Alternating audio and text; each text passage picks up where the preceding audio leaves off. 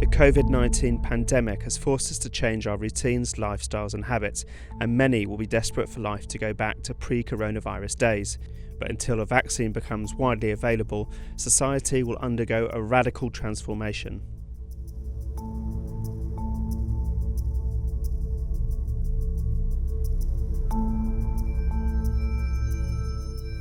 Here are some of the changes that could be introduced in the UK when lockdown is over.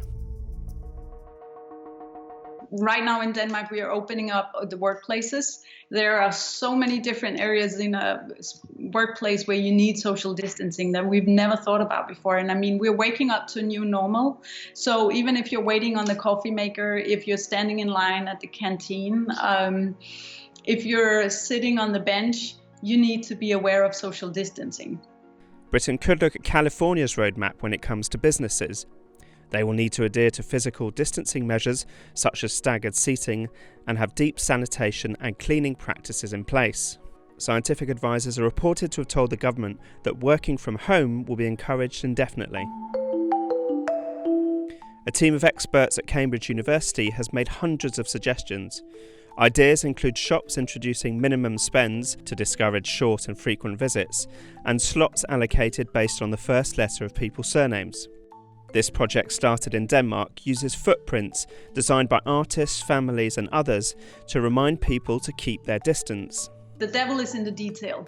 There are basic human reactions that we need to take into consideration. So what we've integrated into the footprints is the color blue, because blue colors make us feel more calm and more aware of that there is a hygiene perspective here, which is really the message we want to get across with when it comes to Corona. We do not want panic. We do not want people to get afraid, but simply stay calm and be aware of hygiene and keeping a distance.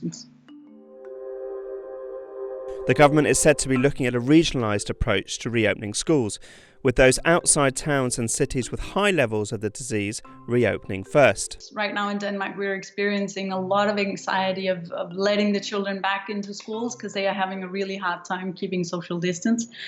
So figuring out, in the schoolyard, in the hallway, where do we need to be especially aware about social distancing?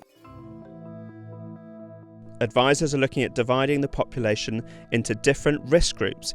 It would allow young, healthy adults to return to work and play their part in jump-starting the economy, while the most vulnerable remain shielded. We could become subject to regular checkups, like the ones introduced by Singapore and other Asian countries in the aftermath of the SARS epidemic. Several apps have recently come online tracking symptoms throughout the country, which could give public health officials an idea about where hotspots are so they can be locked down early.